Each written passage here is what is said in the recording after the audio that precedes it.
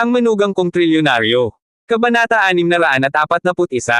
Swish. Agad na kumislap sa mga nanginginig at nagugulat na mga mata ang bagay na inilahad ng pinuno ng 8 mandirigma.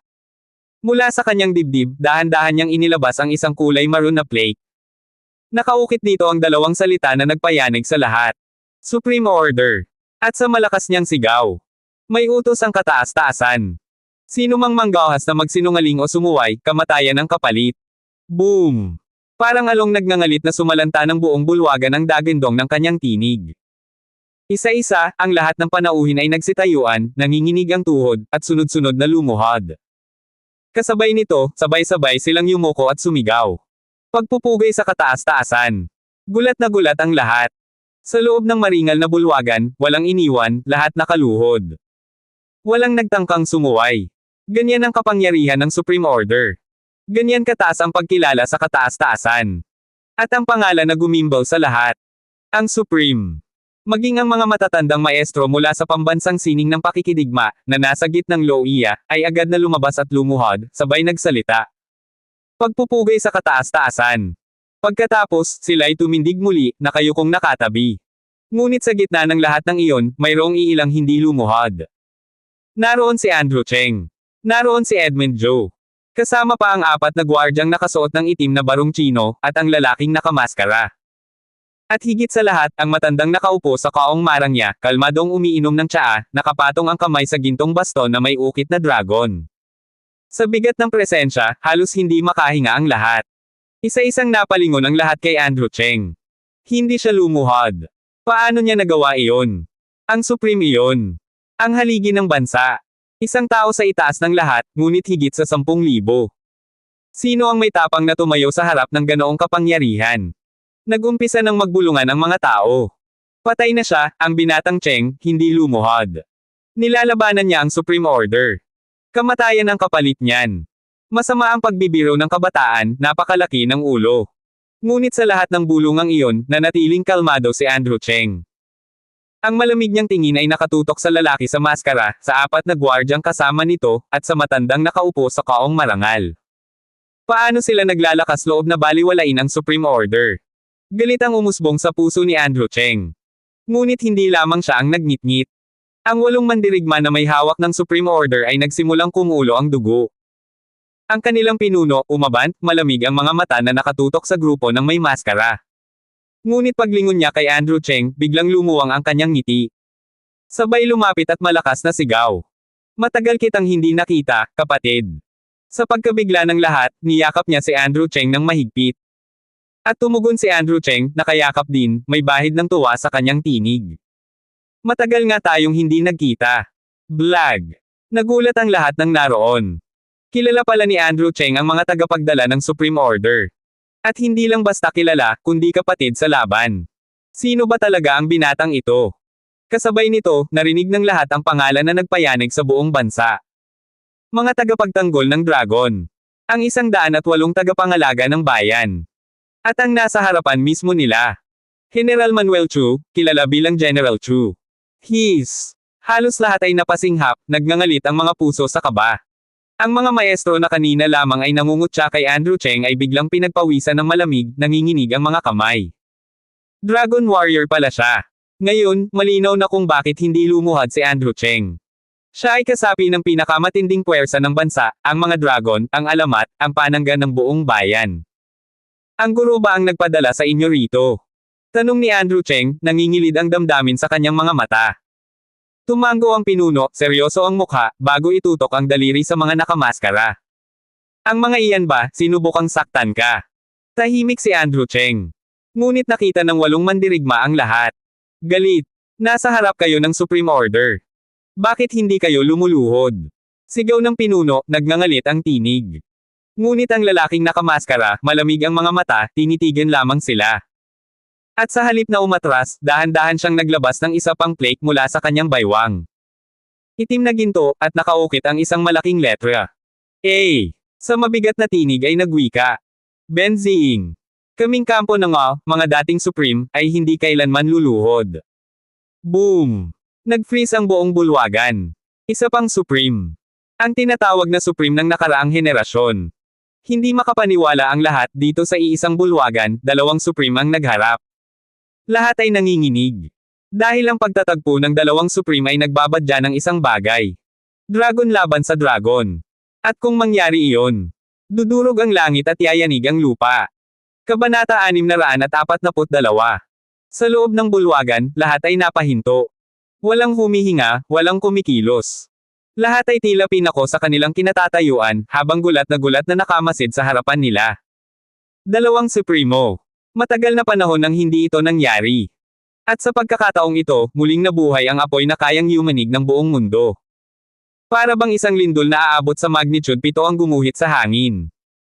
Muling sumagi sa isipan ng lahat ang kasunduan ng apat na Supremo, isang batas na sila mismo ang bumuo upang maiwasan ang malaking digmaan at hindi na mababawi pang trahedya. At mula noon, walang sinumang nang ahas na suwayan ito. Subalit ngayong gabi, dahil kay Andrew Cheng, nabasag ang kasunduang iyon. Nagiba ang ihip ng hangin. Lahat ng mata ay nakatutok sa dalawang nagbabanggang puwersa, ang pinuno ng 8 mandirigma at si Ben na may hawak ng A na palatandaan. Nakakakilabot. Nakakasakal ang tensyon. May ilan sa mga tao ang hindi napigil ang lumunok ng laway, habang butil-butil ang pawis na dumadaloy sa kanilang balat. Parang biglang nanlamig ang buong paligid. Ang gintong titik na A sa kamay ng isang nakamaskara ay nagliliyab ng kakaibang ningning. Sa tabi niya, 4 na bantay na naka-Amerikana ang malamig ang tingin, nakatutok sa 8 nakatapat sa kanila. Si Edmund Joman ay halos hindi makagalaw, naninindig ang balahibo sa kaba. Sino ba ang mag-aakala na magkakatapat ang dalawang Supremo sa mismong harap niya? Pilit niyang nilakasan ang loob at bangulong, habang pinupunasan ang pawis sa noo. Master Shin, kaibigan ng Zonlong, sa ngalan ko na lamang, maaari ba nating pag-usapan ito? Hindi ba't mas mabuti kung magkasundo, kaysa dumanak ng dugo? Ngunit, walang nakinig sa kanya. Ito ay hindi na usapin ng pakikiusap. Ito ay banggaan ng karangalan at dangal. Walang sino man ang papayag na sila'y lumuhad sa isa't isa. Napatingin si Edmund Joe kay Andrew Cheng, puno ng pag-aalala. Young Master, baka maaari kang magsalita. Ngunit mahinahong sumagot si Andrew Cheng, malamig ang tinig. Pangulong Joe, lagpas na ito sa saklaw ninyo. Huwag kayong mabahala, kami na ang bahala rito. Napakuyom ng kamao si Edmund Joe, dahil batid niyang wala na siyang kontrol sa sitwasyon. Sa isang iglap, biglang kumislap ang matalim na talim ng espada ng pinuno ng 8 mandirigma. Swing! Sa isang malakas na sigaw, inutusan niya. Zonlong, humugat ng sandata. Bas! Sabay-sabay na kumislap ang 7 espada ng kanyang mga kasama. Ang kanilang mga galaw ay parang sayaw ng kamatayan, mabilis, malupit, at walang sinisino. Puno ng lamig ang paligid, tila ba buong bulwagan ay nilamon ng amoy ng dugo at kamatayan. Mabilis na sumigaw ang nakamaskara mula sa kabila.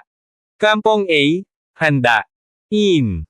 Sabay-sabay na sigaw ng 4 na bantay habang mabilis na kumaladkad ng mga patalim mula sa kanilang baywang. Isang maling galaw lamang, at dudurog ang buong lugar sa bangis ng kanilang banggaan. Ngunit bago sumiklab ang lahat, isang tinig ang pumunat sa katahimikan. Mula sa gitnang kahon ng mga panauhin, isang matandang lalaki ang lumabas, dala ang kanyang tungkod na may ulo ng gintong dragon. May pilyong ngiti sa labi, nakapikit ang mata ngunit kumikislap sa karunungan. Mga bata, matanda na ako. Hindi ko na kayang dalhin muli ang bigat ng pagiging Supremo. Parang isang kampanang dumadagandong ang kanyang tinig. Agad na umatras ang nakamaskara, ibinalik ang hawak niyang utos na A, at tumindig ng buong galang sa tabi ng matanda. Ang 4 na bantay man ay umatras, bagaman ang kanilang mga matay matalim pa ring nakatingin, handang lumusab kung may bahagyang pagkakamali. At sa gulat ng lahat, ang dating Supremo ay nagparaya. Hindi nila inakalang kaya niyang ibaba ang kanyang dangal sa harap ng lahat. Ngunit bakit? Dahil ba kay General Manuel Chu? Sadyang napakaliwanag ba ng kanyang pangalan upang igalang kahit ng nakaraang Supremo? Ito nga pala, tanong ng matanda, nakangiting nakatitig, kumusta si General Manuel Chu na nagbabantay sa Nanling? Agad na gayos ng espada ang pinuno ng 8 mandirigma at yumoko. Laging maayos, Supremo. Hindi siya nagkukulang kailanman. Tumango ang matanda, saka biglang lumingon kay Andrew Cheng. Ang kanyang malabong mga mata ay tila sumisilip sa kaluluwa.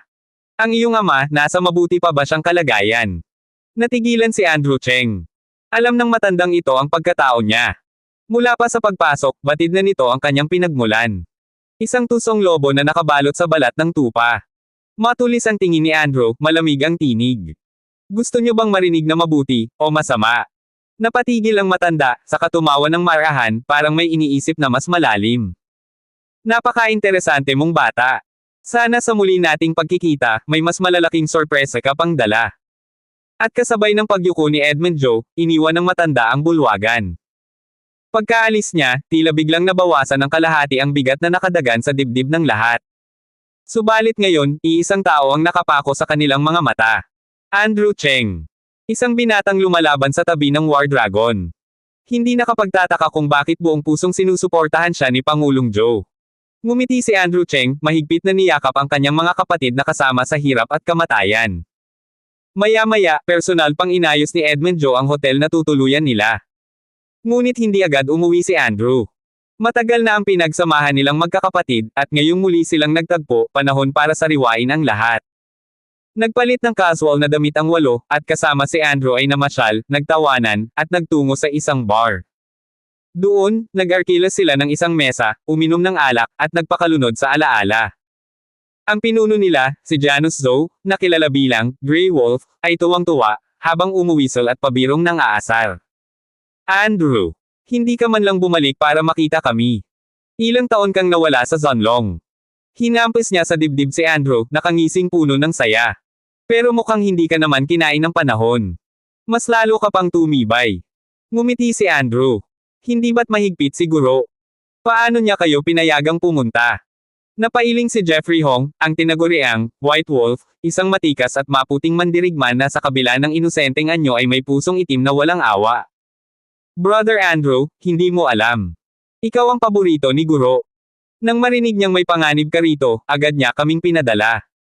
Tumawa ang iba, at nagsimulang magsalita ng mga alaala, ng nakaraan, at ng mga kapatid na wala na. Hanggang sa mapunta ang usapan kay Andrew. Balita namin, kasal ka na. May anak ka na. Kailan mo kami ipakikilala sa mga anghel? Tanong bigla ni Janos, habang humihigop ng alak. Napakunot ang noo ni Andrew. Mga anghel. Nagtawanan ng lahat. Kasi, narinig naming may anak ka na, sabi ni Jeffrey, malikot ang ngiti. Pinakita pa sa amin ng Supremo ang litrato ni Milzen. Kaya tinawag naming Little Angel. Aba, lahat kami, gustong maging manugang mo. Napailing si Andrew, halos mawala ng masabi. Mga hayop talaga ang mga ito, pati ba naman siya gagawing biyenan. Habang tuloy-tuloy ang tawanan, unti-unting bumigat ang usapan. Mula sa kasayahan, napunta sila sa mga sugat ng nakaraan, sa mga alaala ng kapatid na hindi na muling makakabalik. Tahimik na sumandal si Andrew, hawak ang baso ng alak, at tanong na may halong lungkot sa tinig. Si Kienolan? Kumusta na siya? Kabanata 643. Nagtagpo ang mga tingin nang marinig ang pangalang iyon, biglang nanahimik ang ilang tao habang may umiinom pa rin sa mesa. Lumingon si Janus Zhou kay Andrew Cheng at banayad na nagtanong, hindi mo pa rin nakakalimutan. Tumanggaw si Andrew at tila kinundena ang sarili. Paano ko matatanggal sa isip ko? Kung hindi dahil sa akin, hindi mawawala ang buhay niya, hindi siya mauuwi sa upuang may gulong at mawawala ng kalayaan buong buhay niya. Dumaan ang ilang sandali na puno ng bigat. Badlag na mga alaala, mga sugat na matagal nang pinipigil, ngayon, parang pumutok ang mga iyon sa kanyang mga mata. Pumuno ng tubig ang kanyang mga tingin. Maraming tao, maraming pangyayari, lahat ay kawak na kirot. Dahan daw ang itinaas ni Janos ang baso at dinampyan ang balikat ni Andrew, huwag mong isipin iyon. Halika, isang toast para sa lahat. Bago pa man makabangon ang iba, biglang pumasok ang grupo, mga lalaking at babaeng nakakimono, nakatsinelas na kahoy, mukhay puno ng pagka-agresibo.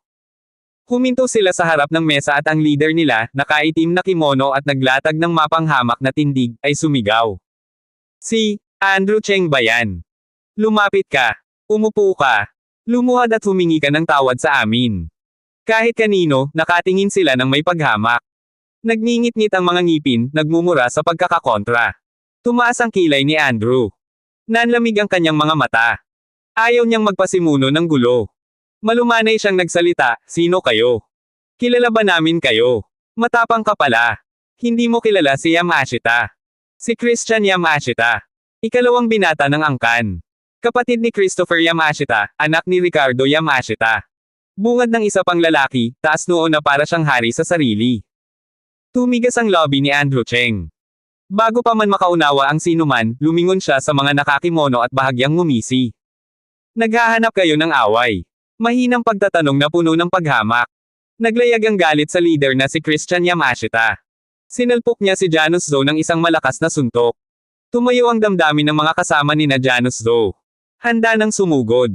Ngunit hindi naging madali ang plano ni Christian. Si Janus, parang walang naganap, inabot lang ang kamao ni Christian at hindi na nakakilos. Parang bato ang pagkakahawak niya. Hindi gumana ang suntok ni Christian. Kumalat ang kamangmangan sa mukha ng mga nakakimono. Tanga ka ba? Sigaw ni Janus Zo, malamig ang tinig. Dahan daw ang pinisil niya ang kamao ng parang balakubak na papatuyuan. May kasamang malamig na halakhak na halos hindi maabot ng iba. Click! Ang tunog ng nababasag na buto ay malinaw na bomb alot sa silid. Kumupas ang kulay ng mukha ni Christian Yamashita, dumaloy ang pawis sa noon niya. Nilabas ni Janus Zo ang buong puwersa at sinipa ang dibdib at tiyan ni Christian. Lumipad ito na parang tinamaan ng bomba, nagpasabog ng mesa at natisod ang mga baso ng alak. Isang sandali, katahimikan ang namayani. Lahat ng naglalaro sa bar ay nagsimulang umurong, nagtatakbuhan habang nanginginig ang mga kamay. Ang mga nakakimono ay nagtatakip sa mukha ng kanilang sugatang kasama, ngunit ang pananibik at galit ay umiigting. May ilan na nag-uusap ng may takot. Siya ba yan? Si Christian Yamashita. Si Christian ay dumudugo ang bibig, nakatitig sa kisame, ang mga ilang tadyang niya'y nabasag. Hindi na lumalakas ang kanyang pag-iyak. Ang puso niya'y tila naputol ng malamig na pako. Ang mga kasama niya, nag-aalangan, natataranta. Hindi nagpahuli si Janus Zo. Lumakad siya papasok sa gitna ng dance floor, tumayo sa tapat ni Christian at nagbuntong hininga na may mapanglait na ngisi. Narinig ko raw na ang kapatid mong si Christopher ay magaling. Sabihan mo siya, at ililipat ko ang pagkakataon. Naglalangis ngunit nagpupumig si Christian. Hindi ako mapapahinga. Isa akong tao mula sa Shanxia. Nangyari ka sa akin. Sino ka man, inuutusan ka ng angkan ng Shanxia, patayin siya, walang makapipigil. Nagngisi si Janus Zo, at ang mga mata niya ay lumamig. Pinapiting kadiri mo pa ang nakaraan ko. Shanxia, talagang P**************************** A. Dinala niya ang isang suntok na nagpatunog muli, lahat ng tadyang ni Christian ay bumigay. Tumahimik ang mga nakatingin. Ang ilang nakakimono ay nagngingit-ngit at iyak na may takot. Lalaki. Nabali ang mga tadyang niya. Kilala niyo ba ngayon kung sino kami? Malamyos na tanong ni Janus Zo habang hinahagis pabalik ang katawan ng nasawing lalaki. Ngunit hindi pansin ni Andrew Chen ang labis na karahasan. Inikutan lang niya ang sitwasyon at tahimik na tumayo sa tabi ng kanyang mga kasama. Hindi naman kailangan ng napakalakihang palabas, wika niya, ngunit mababaw ang kanyang paghingal, may pagkabahala sa noo. Ngumiti si Janus Zo ng may bahagyang pagtalikod. Kapag nakita lang ang mga taga-Shanxia, naaalala ko ang masakit na nakaraan. Hindi ako makakatulog kapag hindi ko ito pinapasa. 7 kasama nila, lahat may malamig na mga mata, hindi na inalintana ang kalangitan ng gulo. Kahit ilang dumating sa Shanxia tribe, luluwalhan namin ang kawalang hiya nila, ang tinig nila, matatag na parang bakal. Tumindi ang galit ng mga nakakimono. Nagsalubong-salubong ang mga kamay, nanginginig sa pagkasuklam at takot.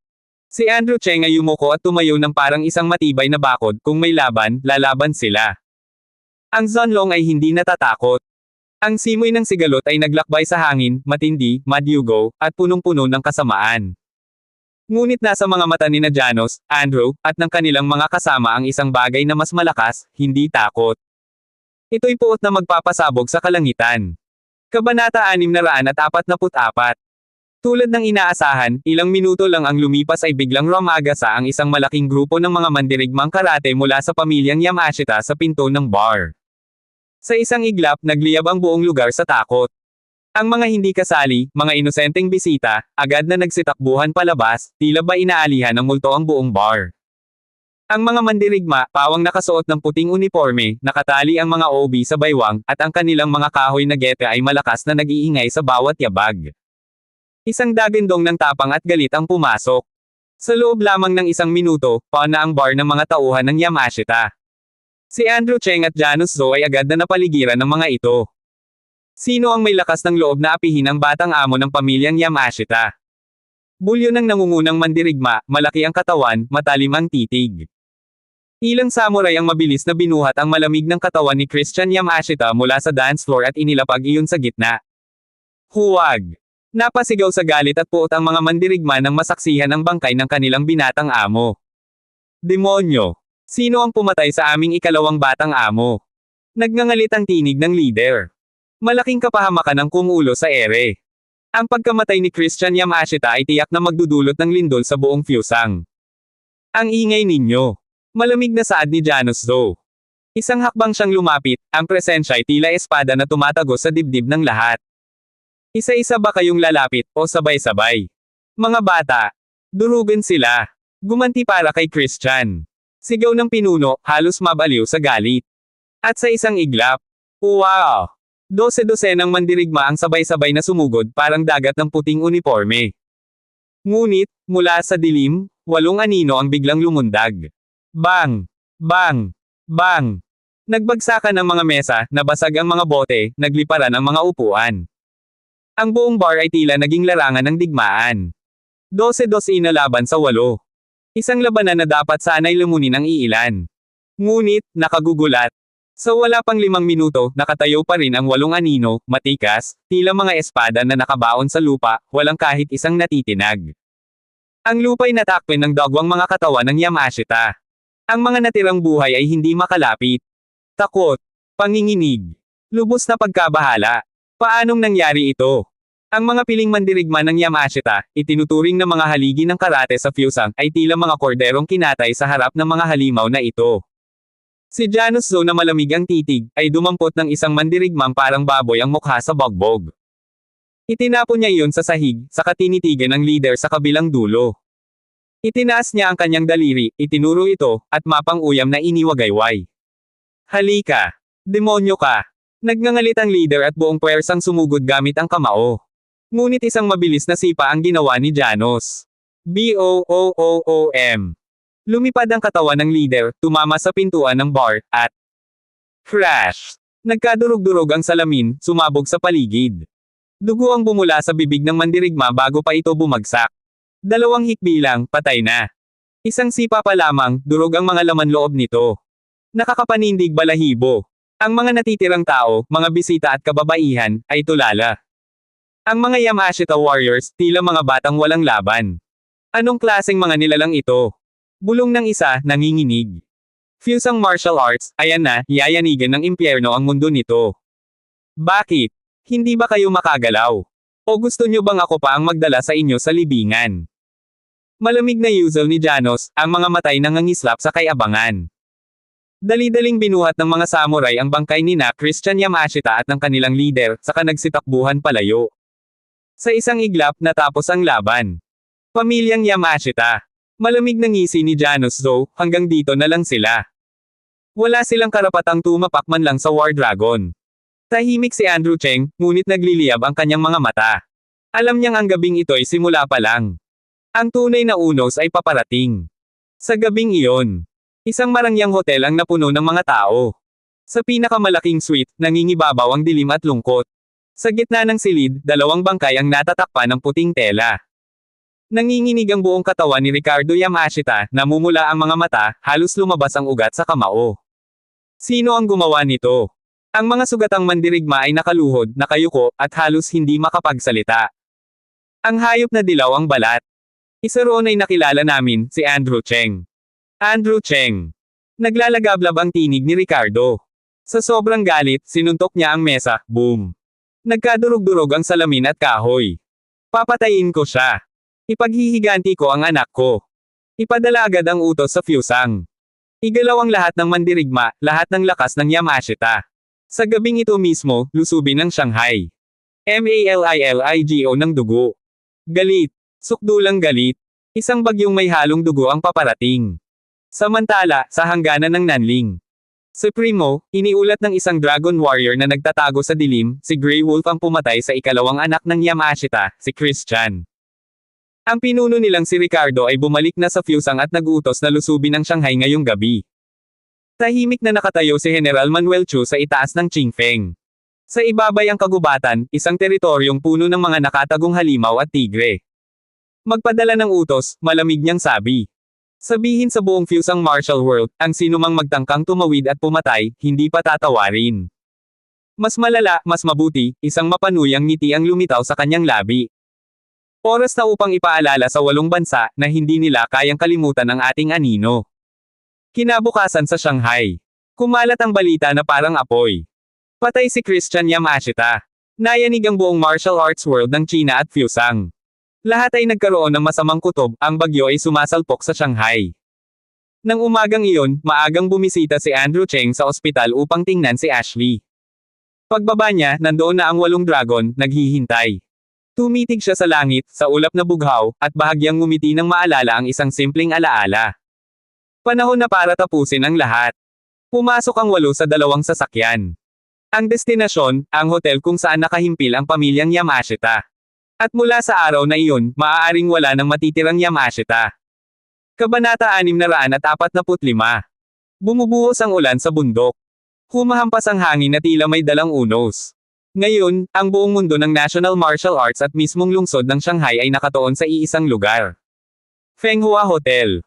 Ang balita ng pagkamatay ng pangalawang anak ni Ricardo Yamashita, matapos siyang mapuruhan at tuluyang bawian ng buhay sa loob ng isang bar kagabi, ay parang kulog na gumising sa buong daigdig ng martial arts. Hindi lang galit, apoy ang umalab sa Fusang martial arts world. Ngayon, bawat pamilya at organisasyon ng martial arts sa iba't ibang bansa ay tahimik na kumikilos, nagmamasid, naghihintay ng tamang sandali. Lahat ay nakatingin sa Fenghua Hotel, tila mga mababanges na hayop na nag-aabang ng dugo. Sa Shanghai, iba't ibang kapangyarihan ang nagsisulputan, mga piteng, ahas, at uwak na nagkukubli sa dilim. Alam ng lahat, kapag ang Yamashita ay nasaling sa loob ng bansa, tiyak na lulusab ang bagyo. At alam din ng lahat, hindi titigil ang mga tao ng bundok. Ang hangin sa Shanghai ay mabigat at nakakabingi. Ang mga pamilyang Chino na may dugong martial arts ay nanatiling tahimik, walang gustong kumilos.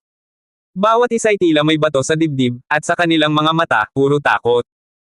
Sa isang lihim na bulwagan sa gitna ng Shanghai, nagtipon ang mga pinuno ng iba't ibang pamilya ng martial arts. Ang mga nakatatanda, ang mga tagapagmana, at ang mga pinuno ng kani-kanilang angkan, lahat ay naroon. Ang paligid ay malamig. Walang gustong maunang magsalita. Hanggang sa isang matandang nakaupo sa Taishi chair ang biglang bumulalas. Sino ang may gustong magsimula ng gyera laban sa mga taga-Fusang? Gusto ba nila tayong itulak sa impyerno? Sumangayon ng isa pang matandang payat, malamig ang tinig. Kung hindi tayo makapagbibigay ng maayos na paliwanag, tiyak na magkakagulo. Hindi ito basta away, ito ay digmaan. Tahimik ang lahat. Ang bigat ng bawat salitang lumalabas sa bibig nila ay parang mga bala. Isang pinuno ng pamilya ang nagmura sa ilalim ng hininga. Diyos ko! Ang Yamashita ay isa sa pinakamakapangyarihang angkan ng karate sa Fusang. Hindi sila basta-basta. Isang nasa kalagitnaang edad ang sumabat.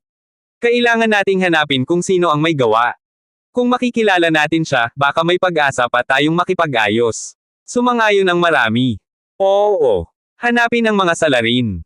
Kung kinakailangan, isakripisyo natin sila upang patahimikin ang mga tao ng bundok. Ngunit habang nag-iingay ang lahat, isang tinig ang biglang nagpatahimik sa buong silid. Isang matandang nakasuot ng kulay abong tangsut, si General Yan, ang pinuno ng pamilyang Yan, at isa sa 3 honorary presidents ng National Martial Arts World. Tahimik siyang nagsalita, mababa pero mabigat. May balita ba kung sino ang gumawa nito? Tahimik ang lahat. Walang sumagot. May isa lang ang naglakas loob, nanginginig pa. Master Yan, nagsimula na pong mag-imbestiga ang mga tao ng pambansang lupon. Siguro may resulta na po mamaya. Biglang tumindig si General Yan, galit na galit. Ang tagal na. Wala pa ring resulta. Gusto nyo bang sabihin ng mga taga-bundok na pinoprotektahan natin ang mga baliw na yon? Yumuko ang lahat. Walang kumibo. Huminga ng malalim si General Yan, at malamig niyang wika.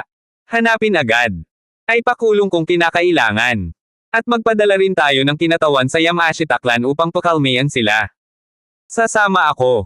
Sino ang sasama sa akin? Tahimik muli. Walang sumagot. Ang lamig ng hangin ay parang kalawanging espada sa kanilang mga leeg. Hanggang sa biglang may pumasok na tagasunod, hingal na hingal, at bumulong kay General Yan. Biglang nanigas ang mukha ng matanda, at nang ibukas niya ang bibig parang kumulog sa loob ng bulwagan. Nalaman na natin kung sino ang gumawa. Tumayo ang lahat. Sino? Sabihin mo agad, Master Yan. Ipapahuli namin sila. Tama. Hindi dapat pinapalampas ang mga traidor na yan. Ngunit habang nagsisigawan sila, mapapansin mong dumidilim ang mukha ni Gennaro yan. Mabigat ang boses niya nang sabihin niya. Hindi natin sila kayang galawin. Ha! Sino bang hindi mo kayang galawin, Master yan? Tumingin siya sa kanila at malamig na binigkas. Andrew Cheng. Parang sabay-sabay na nawala ng hininga ang lahat. Andrew Cheng. Ang lalaking nagpatigil sa Dragon Hall kagabi. Ang tagapagdala ng titulong Dragon Warrior. Ang tao ng mismong General Manuel Chu. Tahimik ang lahat. Walang kumilos. Dahil alam nilang ang pangalang iyon. Ay hindi basta pangalan. Siya ang bagyong hindi pwedeng harapin dahil pag sumiklab siya, guguho ang buong bundok. Ibig mong sabihin. Ang gumawa nito ay ang mismong Dragon Warrior. Tanong ng isa, nanginginig. Tumango si Gennaro yan, malamig ang mukha. Oo. Kaya't ang laban na ito ay hindi lang sa pagitan ng mga martial artists. Ito ay laban na kasangkot mismo ang War Dragon. At ang pinakadakilang pinuno sa likod niya. Samantala, sa kabilang bahagi ng lungsod, si Edmund Joe ay pawis na pawis sa gitna ng mga tawag at ulat. Mula sa World Martial Arts Association, National Skills Association, at maging sa mga mataas na figure ng gobyerno, lahat ay humihingi ng paliwanag. Lahat ay gustong parusahan ang salarin. Isang kaguluhan. Isang bangungot. Mr. Joe, ano ang plano natin? Tanong ni Rodolfo yan, na naglalakad paikot-ikot, halatang hindi mapakali. Tahimik si Edmund Joe, hanggang sa tuluyan niyang maramdaman ang bigat ng sandali. Huminga siya ng malalim. Wala na tayong ibang magagawa, Rodolfo. Mula ngayon, tatayo tayo sa likod ni Andrew Cheng, kahit ano pa ang mangyari. Napakunot noo si Rodolfo. Sigurado ka ba, Mr. Joe? Alam mong, kalaban natin dito ang buong fusang martial world. Ngumiti si Edmund Joe, malamig pero matatag, at nang magsalita, parang bumagsak ang langit. Wala na tayong pagpipilian. Ang mga naglalaro sa likod ng anino. Sila ang tunay na kalaban. Tumingin siya sa malayo, sa direksyon ng Fenghua Hotel, kung saan nagsisimula ng bumuhos muli ang ulan. Ngayon, magsisimula na ang tunay na digmaan. Pangan ang mga susunod pang kabanata ng Ang Manugang Kong Trilyonaryo. For more updates, please subscribe to my YouTube channel and don't forget to like and share. Thanks for your support.